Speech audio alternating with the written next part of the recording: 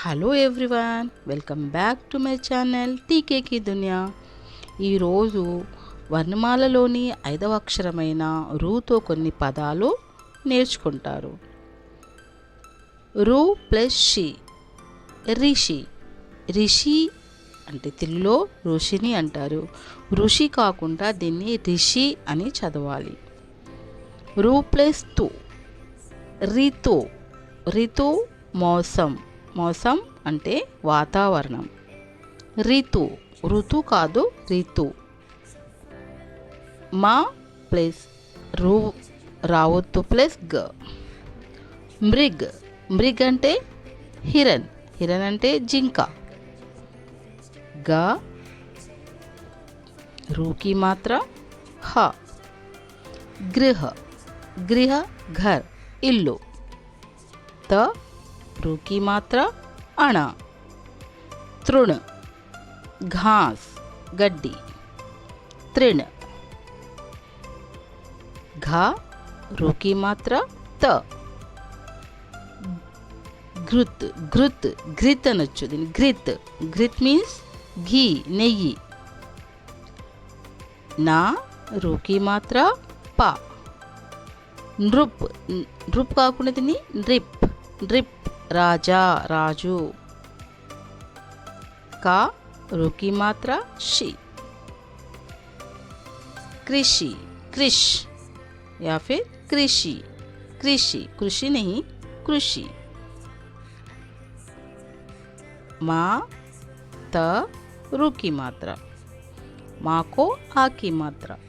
मातृ. मातृ माता, तल्ली. पी त रू की मात्रा. पितृ. पितृ पिता, तंड्री. का रू की मात्रा श क. कृष. कृषक. कृषक किसान, रैतु. कृषक. का रू की मात्रा पा को आ की मात्रा अणा. क्रि कृपा. कृपाण. कृपाण కటార్. దీని తెలుగు మీరు రాయండి. క రుకి మాత్ర షా.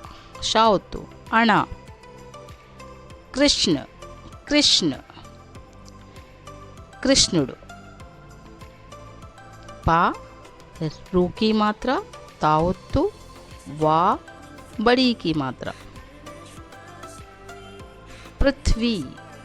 पृथ्वी पृथ्वी हम पृथ्वी पढ़ते हैं लेकिन इसे पृथ्वी पढ़ना है.